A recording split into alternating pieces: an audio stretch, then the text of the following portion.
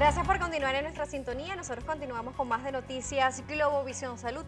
El tema del día de hoy, el cáncer renal. Nos acompaña el doctor Ricardo Rivero, urólogo, y estamos hablando sobre este tema. Nos gustaría conocer quiénes son las personas que tienen más posibilidades de padecer de cáncer de riñón, los hombres o las mujeres. Mire, a cualquier edad pues se puede presentar el tumor renal, incluso hasta en la infancia en niños, pero el hombre incluso tiene 2 veces más riesgo que la mujer. Se habla que una relación, incluso hablan de 3-1, de 2-1, quiere decir que por cada 2 hombres, 3 hombres que tienen cáncer renal, una mujer padece cáncer renal. Entonces, mayormente el hombre es el que se va a ver más afectado, la raza negra se va a ver más afectado que la raza blanca.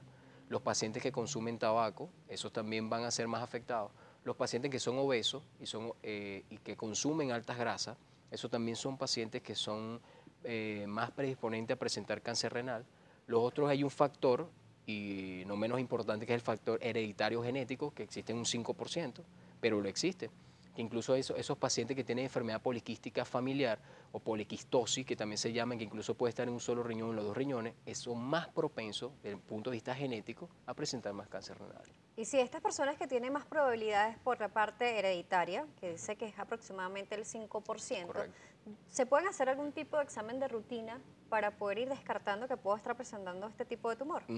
No son tan exámenes de rutina, son exámenes especializados porque son exámenes genéticos. Incluso necesitas, porque hay genes, que como el PKD1, el 2 y el 3, que son pacientes que si lo presentan, van a predisponer a presentar poliquistosis. Estos pacientes obviamente tienen más predisposición al cáncer renal.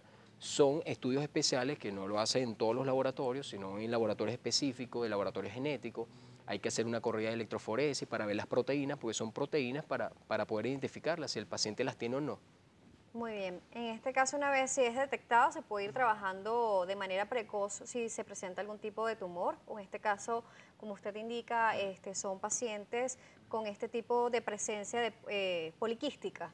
Es correcto. Una vez que ustedes detectan con este examen precoz, pueden hacer tratamientos que no derive a una operación Bueno, hay procedimientos que y que no son, lleve a la quimioterapia. bueno, hay procedimientos que son mínimamente invasivos. Hablamos de que son los procedimientos que están descritos en NCCN, que son procedimientos que son crioablación, que o sea que vas a extirpar el tumor con frío y con ablación. O sea, ablación es con calor, es lo contrario.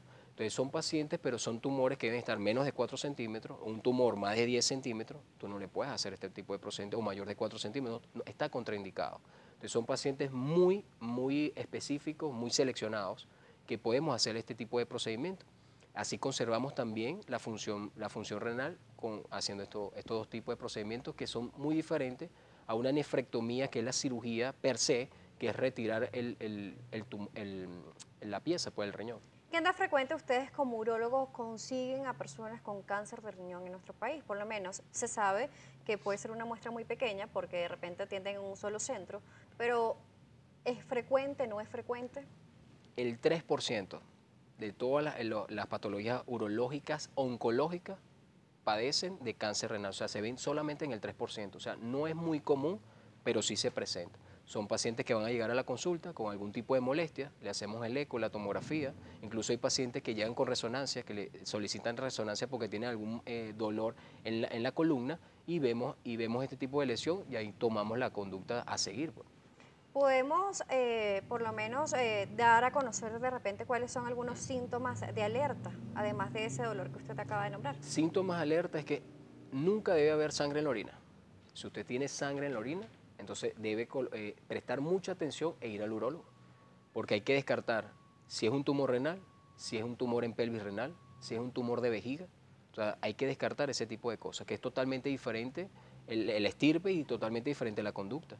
Dolor, algún molestia en región lumbar, que también vemos que ahí puede haber contractura muscular o en la columna, y estos pacientes pueden presentar esta molestia, también debe estar atentos. Pacientes que tengan infecciones urinarias recurrentes, que no es un factor de riesgo, pero también es un motivo de consulta que hace que el paciente acuda al facultativo y realicemos un eco y ahí podemos hacer el diagnóstico. ¿Qué tan cierto o qué tan falso es? No precisamente con cáncer renal, sino específicamente enfocado a los riñones.